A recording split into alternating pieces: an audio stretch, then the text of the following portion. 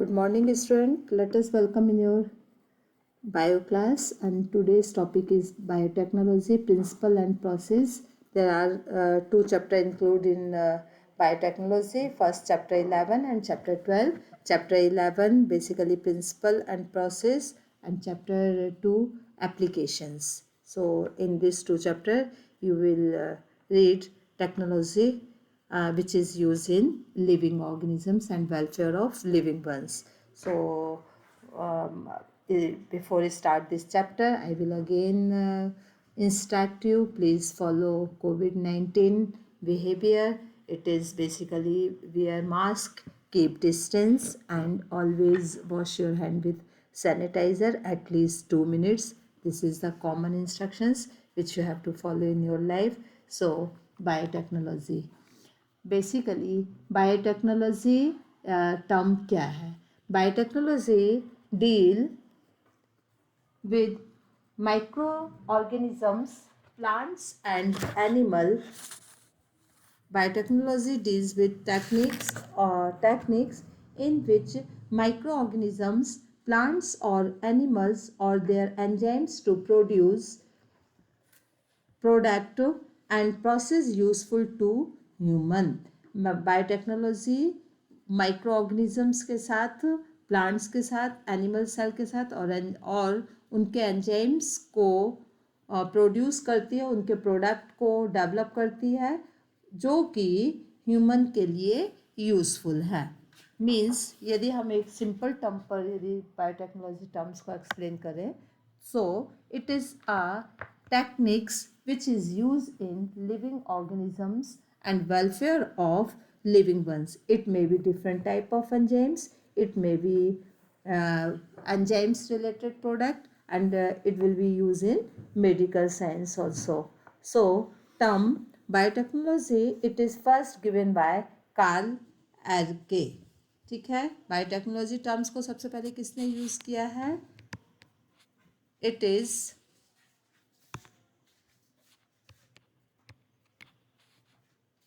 Karl Ereky. कब, किस year में? 1990. तो first the term biotechnology was given by Karl Ereky according to European Federations of Biotechnology. European Federations of Biotechnology, it is European Federations of Biotechnology, EFB. Biology यदि इसके according, किसके according? European federations of biotechnology. Biotechnology is the integration of natural science and organisms, cells, parts and the molecular analogues for product and services. Biotechnology में वो सब चीज़ें include की हैं. It is integrations, मतलब कई चीज़ों का कॉम्बिनेशंस है. नेचुरल साइंस का, organism, cell, parts and molecular analogy for product and their service. कई सारी फील्ड को एक साथ गैदर्ड करके इंटीग्रेटेड फॉर्म पर यूज़ करके बायोटेक्नोलॉजी टर्म्स को और भी हम अच्छे से डिफाइन कर सकते हैं. ठीक है, जैसे test tube baby, in vitro fertilisation leading test tube baby. ठीक है, synthesise a genes, using it, developing a DNA vaccine and correcting a defective genes. These all are the part of biotechnology. These are the some fields where biotechnology are used, where biotechnology are using, like test tube baby program, synthesis of genes and use, developing of DNA vaccine, correction or correcting of defective genes, and these all are parts of biotechnology. ठीक है, इसकी जो एक EFV जो अभी हम just आपको explain कर चुके हैं, it is federation, European federation of biotechnology. तो उन्होंने एक उसकी एक कंबाइंड एक प्रोसेस और एक डेफिनेशंस डिफाइन की है. According EFB, the integrations of natural science and organism sales, parts, clear, parts and molecular analogy for product and services. Now next point is principle of biotechnology. इसको हम different terms हमको इस chapter को study करना है basically biotechnology को। First principle of biotechnology, tools of recombinants DNA technology and process of recombinants DNA technology. तो इसका फर्स्ट हम पॉइंट्स लेते हैं, it is principal of biotechnology. Biotechnology के बेसिकली का बेसिक प्रिंसिपल क्या है? Biotechnology basically the two core techniques that develop modern biotechnology are genetic engineering, sterilization method। इसमें दो टेक्निक्स हैं। फर्स्ट टेक्निक्स में जेनेटिक इंजीनियरिंग, फिर स्टेरिलाइजेशन मेथड। तो genetic engineering, what is genetic engineering? Genetic engineering it is modification of chemical nature of DNA, RNA, their introductions into another host organisms to change the phenotype characteristics of the host। मतलब genetic engineering में basically क्या है, ये एक modifications है DNA RNA के, उनके chemical nature को अंडरस्टूड करते हुए उनको एक होस्ट ऑर्गेनिजम्स में कैसे इंट्रोड्यूस करना है जिससे उसके फिनोटाइप कैरेक्टर होस्ट के चेंज किए जा सकें। ठीक है। स्टेरिलाइजेशन मेथड में क्या है? To maintain growth and manipulations of only the desire microbes और cell in large quantities for the manufacturing of biotechnological products like antibodies, vaccine, enzymes etcetera. Sterilisation method में वो वैक्सीन और एंटीबायोटिक्स, वैक्सीन, एंजाइम्स जो कि basically develop किए गए हैं एक स्पेशल मेथड के थ्रू, उनको अधिक क्वांटिटी में कैसे डेवलप किया जाए, ज़्यादा क्वांटिटी में, लार्ज क्वांटिटी में उसको डिज़ायरेबल माइक्रोब्स, मतलब जो रिक्वायर्ड है ह्यूमन बीइंग के वेलफेयर के लिए, माइक्रोब्स हो सकते हैं, वो एंजाइम्स हो सकते हैं, वैक्सीन हो सकती है, एंटीबायोटिक्स हो सकते हैं, उनको किस तरीके से ज़्यादा क्वांटिटी में उसको डेवलप किया जा सके। क्योंकि यदि वो ह्यूमन बीइंग के लिए वेलफेयर के लिए है तो उसकी क्वांटिटी काफ़ी होनी चाहिए, तो उन्हें कैसे डेवलप किया जाए, दिस इज़ स्टेरिलाइजेशन मेथड। तो जेनेटिक इंजीनियरिंग में डिफेक्टिव जीन्स को ठीक करना है, फिनोटाइप कैरेक्टर्स को चेंज कर सकते हैं होस्ट के, किसके थ्रू? डीएनए आरएनए के केमिकल नेचर्स को मॉडिफाइड करके। मतलब जिस भी कंपोनेंट से आरएनए या डीएनए फॉर्म है, like nitrogenous base, phosphate group, sugar, तो इनको चेंज करके और इनके बेस पेयर को चेंज करके या उसमें थोड़ा सा चेंज लाके किस तरीके से अच्छे डीएनए को, डिफेक्टिव डीएनए को रिमूव कर सके और उसको सही किया जा सके। तो these are the principle of biotechnology. तो इसको हम जेनेटिक इंजीनियरिंग में टर्म्स देंगे। फर्स्ट जेनेटिक इंजीनियरिंग, सेकेंड है स्टेरिलाइजेशन मेथड। ठीक है। अब जेनेटिक इंजीनियरिंग क्या है? बेसिकली जेनेटिक इंजीनियरिंग के भी कुछ कॉन्सेप्चुअल्स डेवलपमेंट और उनके कुछ प्रिंसिपल्स हैं जेनेटिक इंजीनियरिंग के। तो जेनेटिक इंजीनियरिंग के मैं बेसिकली जो प्रिंसिपल इंक्लूड है वो फर्स्ट है, जेनेटिक इंजीनियरिंग किस स्टेप पे होगा? तो बेसिक स्टेप जेनेटिक इंजीनियरिंग का बेसिक स्टेप फर्स्ट है आइडेंटिफिकेशन ऑफ डीएनए। क्या है? Identification of DNA. मतलब ये स्टेप हैं डीएनए इंजीनियरिंग के, जेनेटिक इंजीनियरिंग के ये स्टेप हैं कि सबसे पहले डीएनए को आइडेंटिफाइड करना है। ठीक है। जो डिज़ायरेबल डीएनए, जो डीएनए हमें होस्ट में डालना है या जिसके कुछ डिफेक्ट को दूर करना, उसको आइडेंटिफाइड करना होगा। तो फर्स्ट स्टेप है आइडेंटिफाइड ऑफ डीएनए। सेकंड है introductions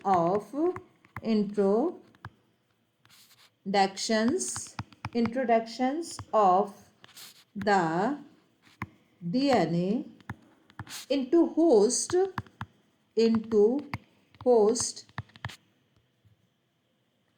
host to form recombinant DNA, to form recombinant DNA। recombinant DNA का मतलब क्या है? recombinant DNA मीन्स जो नया DNA कुछ चेंज करके जो नया DNA फॉर्म हुआ है। तो introductions of DNA into host, desirable DNA जो हमने फर्स्ट आइडेंटिफाइड करने हैं, फिर उसको पर्टिकुलर होस्ट में इंट्रोड्यूस करना है, और इंट्रोड्यूस करने के बाद वो एक आर डीएनए फॉर्म कर लेगा. R DNA means recombinant DNA. Small R मतलब रिकॉम्बिनेंट डीएनए. थर्ड है मेंटेनेंस ऑफ, थर्ड स्टेप है मेंटेनेंस ऑफ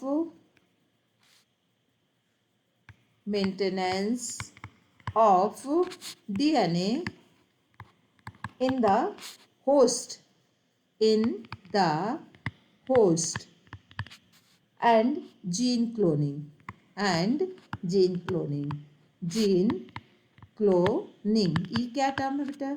मेंटेनेंस. जो डीएनए होस्ट में डाल दिया, इंट्रोड्यूस कर दिया है, अब वो होस्ट सेल में उसको मेंटेन रखना है. और कैसे मेंटेन रखेंगे? जब उस डीएनए को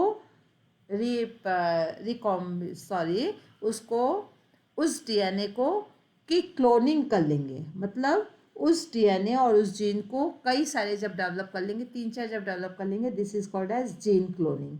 ठीक है. तो होस्ट में उस डीएनए को मेंटेन रखना और उसके कई सारे क्लोन्स तैयार कर लेना. फोर्थ और last step, it is gene transfer. Gene transfer. तो ये बेसिकली फोर स्टेप्स हैं जो बायोटेक्नोलॉजी में यूज़ हो रहे हैं. ठीक है. अब इन जीन ट्रांसफ़र करने के लिए, जीन क्लोनिंग के लिए, जीन क्लोनिंग का मतलब ये होता है कि वही जीन रेप्लिकेट कर लेना, उसी जीन का रेप्लिकेशन हो जाना. It is called as gene cloning. तो to understood following step, you just remind or recall just molecular basis of inheritance. उसको आप थोड़ा सा रिमाइंड करोगे क्योंकि बहुत सारे टर्म्स अब उसके इसमें यूज़ होने वाले हैं. Clear student? तो अब इसको थोड़ा सा हम लोग ये 4 पॉइंट्स को बुक के थ्रू अंडरस्टूड करते हैं. क्या है ये basically? Let us understand the conceptuals development of the principle of genetic engineering. We probably appreciate the advantage of sexual reproduction over asexual reproduction. The farmers provide opportunities for variations and formulations of unique combination of genetic setup, some of which may be beneficial to organisms as well as the population. क्या बताया इसमें बेटा कि जो asexual reproduction है और sexual reproduction, तो इसमें जो सेक्सुअल रिप्रोडक्शन है वो बहुत सारी अपॉर्चुनिटीज़ प्रोवाइड करता है. वेरिएशंस होते हैं उसमें, यूनिक कॉम्बिनेशंस बनते हैं, जेनेटिक सेटअप होता है.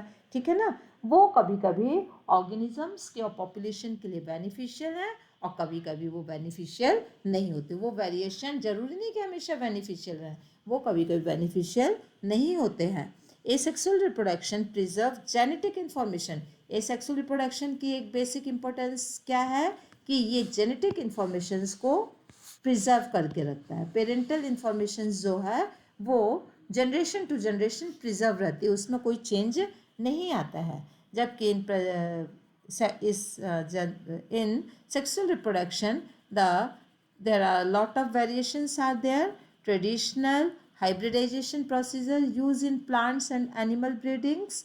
So these are the some changes in sexual reproduction. ठीक है. मल्टीप्लिकेशन हो रहा है, इंक्लूजन्स हो रहा है, कुछ जीन्स इंक्लूड भी हो सकते हैं, कुछ मल्टीप्लाई भी हो सकते हैं, अनडिज़ायरेबल जीन्स भी आ सकते हैं, डिज़ायरेबल जीन्स उसमें लॉस्ट हो सकते हैं. सो किस तरीके के जीन्स उसमें डिज़ायरेबल जीन्स इंट्रोड्यूस करने के लिए उसमें रिकॉम्बिनेंट्स डीएनए या टेक्नोलॉजी को यूज़ किया जाता है.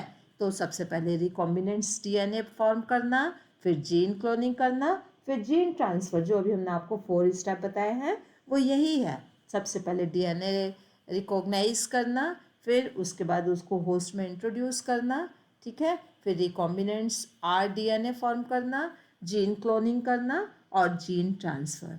तो ये बेसिकली जीन ट्रांसफ़र मतलब सुटेबल ऑर्गेनिजम्स में वो जीन ट्रांसफ़र कर देना. ठीक है. तो इस तरीके से अनडिज़ायरेबल जीन्स को भी क्या करते हैं, जो अनडिज़ायरेबल जीन्स हो उनको भी चूज़ करके और उन्हें भी रिमूव किया जाता है, जो डिज़ायरेबल जीन्स हैं उनको इंट्रोड्यूस किया जाता है। ठीक है, तो अब इसके लिए क्या है, एक पीस ऑफ डीएनए होना चाहिए, ठीक है, जो कि एलाइन ऑर्गेनिजम्स में ट्रांसफ़र हो सके।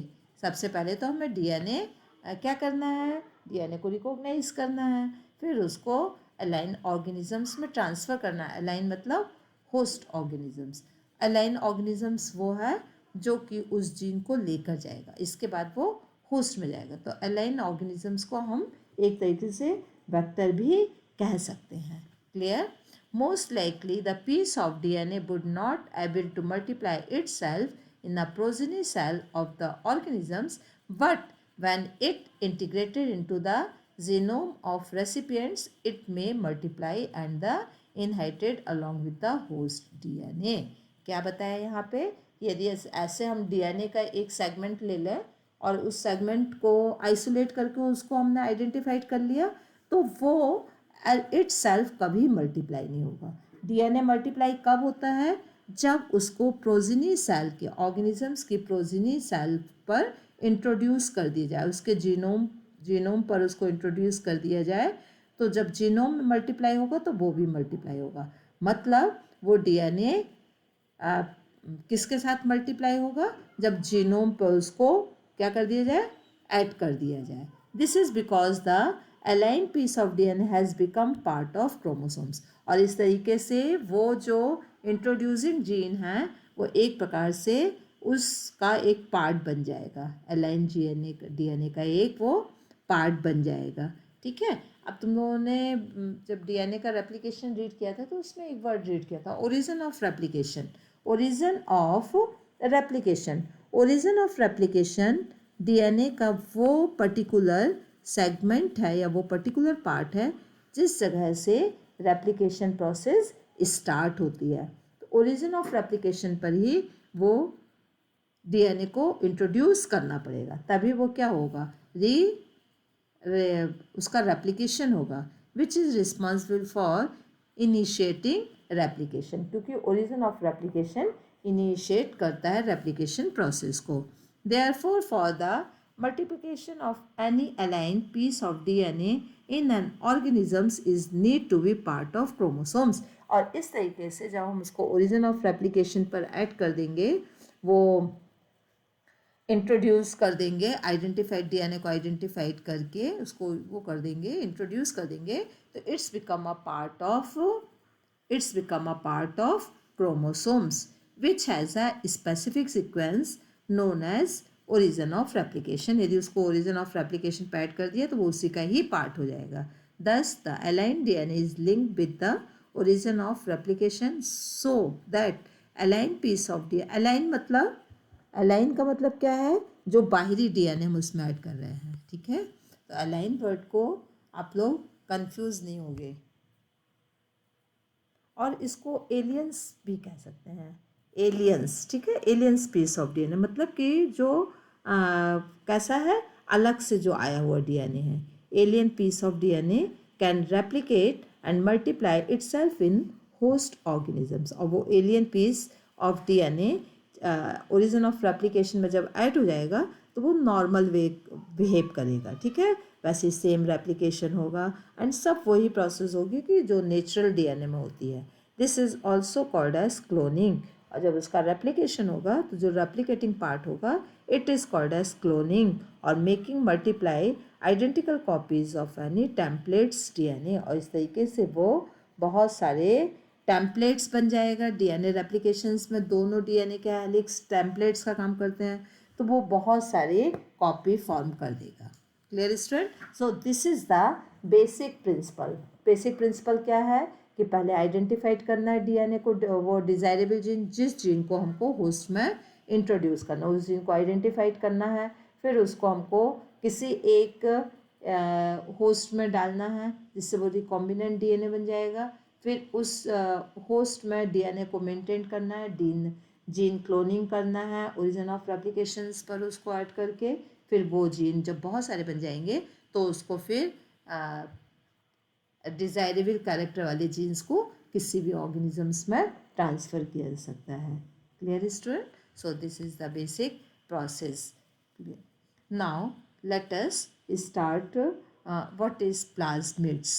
प्लाज्मिड्स, ये जो टर्म्स है प्लाज्मिड्स, बेसिकली प्लाज्मिड्स क्या है, प्रोकैरियोटिक सेल होता है, जो प्रोकैरियोटिक सेल बेसिकली उस प्रोकैरियोटिक सेल में डीएनए इस तरीके से सर्कुलर फॉर्म पर होता है, किसी एक सर्कुलर फॉर्म पर होता है डीएनए, ठीक है, ऐसे सर्कुलर फॉर्म पर होता है और रेप्लिकेटिंग फॉर्म पर होता है extra chromosomal DNA basically prokaryotic cell पर. It is called as plastids. इसमें कि क्लियर डीएनए, क्लियर न्यूक्लियस नहीं होता है.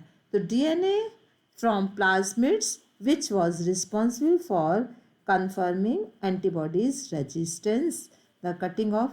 अच्छा, तो ये प्लाज्मिड्स हो गया. अब प्लाज्मिड्स का यूज़ कैसे होना है, we just discuss name of some scientist.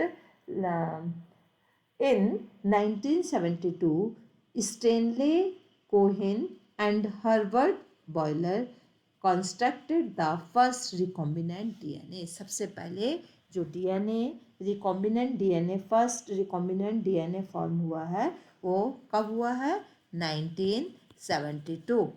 कब हुआ, 1972, स्टेनले कोहेन और हर्बर्ट बॉयर के थ्रू. ठीक है, Herbert Boyer worked on restricted enzymes of E coli. इन लोगों ने किसके ऊपर वर्क किया, restricted enzymes of E coli. अभी आप आगे देखो, डीएनए फिंगरप्रिंटिंग आपने रीड किया है कि एंडोन्यूक्लियस रिस्ट्रिक्टेड एंजाइम्स जो होते हैं कटिंग करते हैं डीएनए का. तो ये जो रिस्ट्रिक्टेड एंजाइम्स था, restricted enzymes of E coli which cut DNA particular fashion.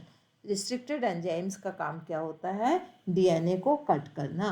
तो हर्बर्ट वॉलर ने फर्स्ट रिस्ट्रिक्टेड एंजाइम्स डेवलप किया which cut DNA in a particular fashion and produce sticky ends on both side of the strands. वो DNA को cut कर रहा है और DNA को कट करने के बाद एक पर्टिकुलर फैशन पर कट करता है जिससे उसके दोनों साइड पर स्टिकी एंड्स आ जाते हैं. These restricted ends were ligate with desire piece of DNA. और ये जो इसके स्टिकी एंड्स हैं, यहाँ पर डिजायरेबल पीस ऑफ डीएनए को ऐड किया सकता है. तो डीएनए को कट भी करना है, फिर जो उसका स्टिकी एंड्स है वहीं पर डिजायरेबल पीस को कट करना है. ठीक है, Stanley Cohen study plasmids DNA floating freely in cytoplasm of bacterial cell. उनने सब प्लाज्मिड्स डीएनए को स्टडी किया जो कि प्रोकैरियोटिक सेल पर ऑलरेडी होता है. This is the plasmid DNA. It is circular DNA. He also developed a method of removing plasmids from the cell and reinserting them into another cell. तो जो Stanley Cohen थे, उन्होंने prokaryotic cell से पहले तो plasmids को remove कर दिया, ठीक है, सेल से रिमूव किया और उसको फिर एक दूसरी सेल पर डाल दिया. तो प्लाज्मिड्स और डीएनए का एक पार्ट है और ये इसमें रिकॉम्बिनेंट्स होने की एक अपने आप सेल्फ नेचर होती है. उसको डायरेक्टली फिर दूसरे सेल पर इंसर्ट कर दिया. ठीक है, री इंसर्टिंग कर दी, उसको फिर से इंसर्ट कर दिया तो अपने आप ही क्या होगा, मल्टीप्लाई होने लगेगा. They isolated antibiotic genetics, antibiotic resistance gene. उनने कौन सा जीन लिया, रेजिस्टेंस, एंटीबायोटिक रेजिस्टेंस जीन. पहला जो वर्क हुआ है antibiotic resistance genes from plasmids of bacteria, then link the gene with plasmids and incorporated into E coli. उन्होंने क्या किया, स्टेनले कोहेन ने, क्योंकि बायोटेक्नोलॉजी पर जो बेसिकली एक उन्होंने रिकॉम्बिनेंट्स जो डीएनए फॉर्म किया था तो उसको कैसे दिया, एंटीबायोटिक्स रेजिस्टेंस जीन्स. उन्होंने एक एंटीबायोटिक रेजिस्टेंस जीन्स होता है उसको प्लाज्मिड से आइसोलेट करके, ठीक है, बैक्टीरिया में ही प्लाज्मिड्स होता है, उससे आइसोलेट करके और उसको एक दूसरे ई कोलाई में उसको डाल दिया. ठीक है, वहाँ पे वो रेप्लिकेट हुआ और अब जो डीएनए पॉलीमरेज एंजाइम्स की प्रेजेंस में उसी रिस्ट्रिक्टेड एंजाइम्स की बहुत सारी कॉपी फॉर्म हो गई, जो कि basically DNA principal of biotechnology भी है. बायोटेक्नोलॉजी का यही प्रिंसिपल है। Second step carried out constructions of first recombinant DNA, और स्टेनले कोहेन और हर्बर्ट वॉयर ने जो इसके लिए स्टेप यूज़ किए वो दैट वाज फॉलोइंग। ठीक है, first a gene encoding antibodies resistance in a native plasmids of salmonella। तो स्टेप्स है बेटा इसको ये। Okay student, time is over. We will explain process और step of DNA technology here। You have understood only today, you have understood only following points. First, genetic engineering terms, genetic engineering, sterilization method, basic step in genetic engineering includes then name of the scientist which construct first recombinant DNA. Then you have read work of Herbert Boiler or work of Boyer and work of Stanley Cohen। Thank you student, have a nice day. बेटा आप इसको बहुत ध्यान से इस chapter को study करोगे। ये चैप्टर्स काफ़ी इंपॉर्टेंट है, molecular basis of inheritance, biotechnology, और एक एक लाइन आपको ठीक से अंडरस्टूड करना है क्योंकि अभी जो फर्स्ट प्रीलिम्स एग्ज़ाम्स होगा maybe first week of December, तो near about we will leave only 2 chapter क्योंकि अभी हमारे पास 4 चैप्टर्स वी हैव लेफ्ट, और ये बेसिकली जो है 11 और 12 chapter it is difficult and lengthy chapters. Technology है इसमें तो इसको थोड़ा ध्यान से पढ़ना है। देन इकोलॉजी में only 2 chapters are there, so we will discuss 2 chapter after first prelims. तो फर्स्ट प्रीलिम्स में हमारे लास्ट के इकोलॉजी के चैप्टर ही, इकोलॉजी यूनिट पूरी हमको छोड़ना है, उसके पहले का पूरा सिलेबस कंप्लीट हो जाएगा। Thank you student, have a nice day.